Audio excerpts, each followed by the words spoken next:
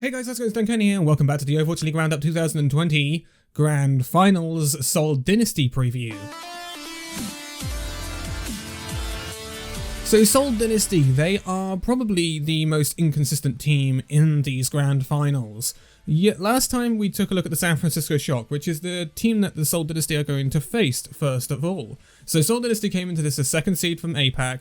They will be taking on the first seed from North America in the San Francisco Shock. And Seoul Dynasty, it's been a weird season, let's be honest. So they've been this team to look good in playoffs and look good in tournament situations, but in the actual season, in the regular season, they've looked not good. Let's be honest, they have looked inconsistent, they've looked less than ideal, and it's only in the last couple of weeks of the season where they actually found some sort of consistency and momentum. And so they've been a team where some can underestimate them, but then we got used to the idea of them and thought, right, well, yeah, they're pretty much rubbish in the regular season, they're inconsistent, blah, blah, blah, but don't count them out when it comes to playoffs and tournaments because, damn, they can play. So, this Seoul Dynasty squad is very different to what we're used to with Seoul Dynasty. They are not the lunatic high of old, only Toby remains from that squad now. And this is an amalgamation of new talent and old talent from the London Spitfire roster in Gesture, Prophet and Bedosin. And then we got new talent, we got Slime, who used to be with the Vancouver Titans and Runaway. And we got Creative, who's really turned up for the Seoul Dynasty recently on the Anna. And Fitz, Marvel, Michelle, it's all been coming together. And then I think what rounds this Seoul Dynasty squad off really nicely is Tuyu, the new two-way signing they've got with Gen G, and he's a really good off-tank player. And putting him alongside Gesture has really worked, although we're still seeing sometimes Gesture Marvel be played, and I think it really has demoted Michelle to being pretty much a bench player for this Seoul Dynasty side. But they seem to be very well-rounded, and this team has found themselves in a very, very fortunate position, because the current meta that the Overwatch League is in is that Roadhog buff patch, and it allows them to put Gesture on the Roadhog, and Gesture possibly has some of the best positioning of a main tank in the league, and when it comes to that hog, he in the playoffs so far has been always in the right position at the right time to capitalize with his hook, and use that to create picks for the Seoul Dynasty. He has been standout right now for this Seoul Dynasty side, and he makes a big, big difference. But Gesture's also got a great Winston, so we can't count that out either. The question is, can Seoul live up to the other teams in the competition if they start moving away from this Roadhog, if they start getting countered, like the Washington Justice did against Philadelphia Fusion? So that's the question that hangs over Seoul Dynasty. I still think they can keep quite well dive though. So they've got some great dive now. Tuyu should be fine. Gesture, Prophet. We're seeing players that have had great times during dive. Remember London Spitfire, Gesture and Bedosin and Prophet. They know how to play dive. They love playing dive. Gesture is by far a brilliant Winston, and I don't doubt Seoul with that. Also, they have some great experience with their coaches. So Chengun, he was, again, championship winner with London Spitfire. Wizard Hyung, he was with the NYXL in the early days, and there's a lot of experience throughout this Seoul Dynasty side.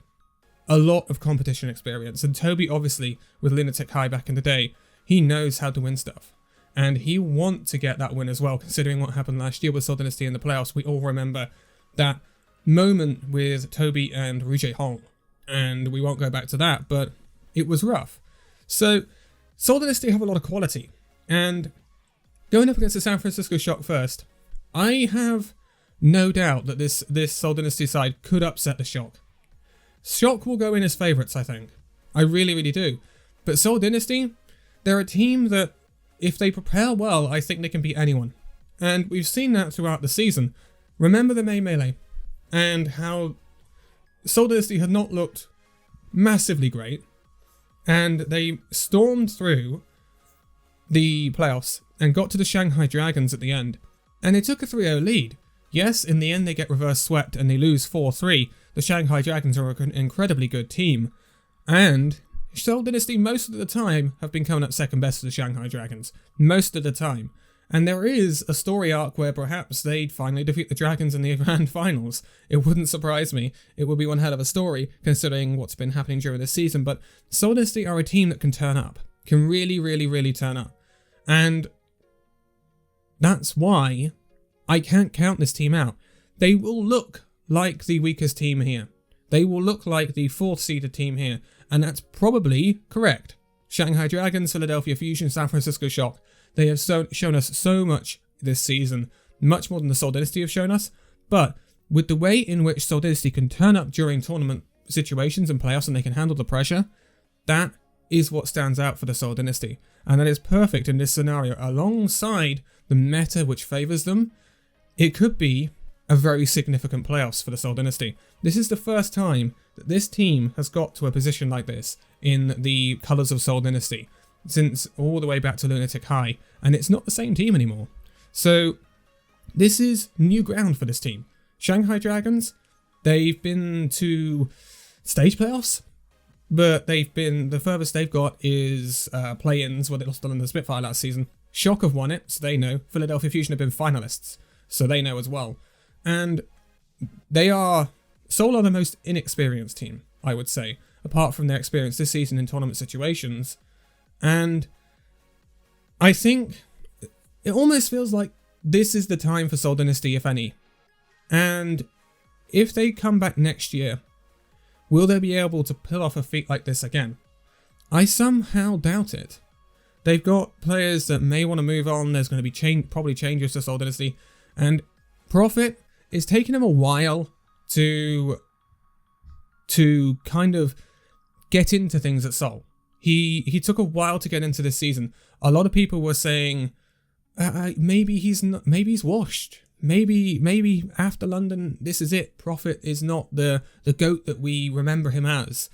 But as the season's drawn on, Profit has got better and better and better. And during the playoffs, we've seen the playoff Profit. And that is a scary thing. Remember when Profit got MVP of the Grand Finals in 2018, that Profit could return again. Same with Gesture. So there is potential for this Seoul Dynasty side to surprise everyone. And as I said for the San Francisco Shock, I don't believe there is a team here that can not win this. I don't believe there is a standout team that says, man, they are not up to it. They are not going to be able to win this. So I think the Seoul Dynasty need to be respected. And I worry that the NA teams especially might not respect the Seoul Dynasty for their season standings, for example. Their overall season standings is 11th. Like, they're not even in the top half of the league. But that's because they haven't had the performances that we expected of the Seoul Dynasty side during the regular season. They've been in a difficult region as well. So their season standings is a bit weird. And it could have been a lot lower if they'd not had the triple bill of London Spitfire at the end of the season and things like that. So there's a lot of caveats to Seoul Dynasty's placing this season. And when you look at them being below Hangzhou Spark, the two LA teams and stuff like that, if we'd been playing in a World League, I think they would have been at least 8th. So then you've got to say, imagine Seoul Dynasty taking on the likes of Florida Mayhem and people like that. And it's a very even matchup. So this Seoul Dynasty side is better than they perhaps look when you look at the stats, when you look at the standings and things like that. So it worries me that the NA teams may take them for granted. And if they do, they will get punished. Because this Seoul Dynasty side has extreme quality to it. Extreme quality to it. And if they can get the synergy right, if they can make sure that, if they beat the San Francisco Shock, that is momentum. Instant momentum. And another thing that impressed me with the Seoul Dynasty is I was worried that they were a momentum-based team. When they lost to the Shanghai Dragons in the playoffs, in that winners final, 3-2, it was really narrow, really close match. But Shanghai Dragons eventually adapted with Fearless on the Roadhog, and they eventually got the better of the Seoul Dynasty, as they did in the main melee. I worried that that was going to be a boon for the Seoul Dynasty. I worried that that was going to hit mentals hard. But they bounced back incredibly well the next day against the New York Excelsior to completely wipe them off the face of the map 3-0. I thought that was incredibly impressive for this Seoul Dynasty side to jump back from that. And it could be that that momentum carries, or we have to see if they can do that again. If they lose to someone like the Shock, can they go up against Philadelphia or Shanghai and get the win that they've kind of lacked against the biggest teams? And when we talk about the biggest teams, there is only one in APAC. It is the Shanghai Dragons, and they've lacked that ability to beat the Shanghai Dragons apart from once in the regular season. So this is what we're lacking from Seoul right now. That ability to take down the big gun. The big gun. And that is what they need to do in these grand finals. But they have had a massive amount of time to prepare for it. There's been no movement around for them. They are Seoul Dynasty. They are in Korea. The grand finals are taking place in Korea. They are at home. This is the perfect storm for the Seoul Dynasty to win it all in Korea. It would be almost a homecoming from the days of Lunatic High. It would be the story, wouldn't it? Lunatic High coming home to Korea and winning the biggest Overwatch competition there is now in the world in terms of, well, not internationally, but like team-wise. And it would be that full circle story coming back home for Lunatic High. And it would be massively hype. Do I think Seoul can do it? I think they're outsiders. I'm not gonna lie. Shanghai Dragons, Philadelphia Fusion. I think they can. I think Seoul can take the Shock. I really do. But when it comes to Philadelphia and Shanghai, I think they're too good. Especially Shanghai. Shanghai have managed to get past the Seoul Dynasty every time this season, apart from in that regular season match. But when it's counted, Shanghai have turned up and edged them out. The question is, when it really counts at the end of it all, can Seoul finally step up and be clutch and stop the Shanghai Dragons, stop the Philadelphia Fusion, stop the San Francisco Shock? I think they can, but it's going to be tough. But I'm going to leave it here for this one. We have two teams remaining, Philadelphia and Shanghai. It's going to be super interesting. But for now, thank you guys so much for this video. If you'd like to give a like, subscribe if you're new, and I'll see you in the next video. See you then.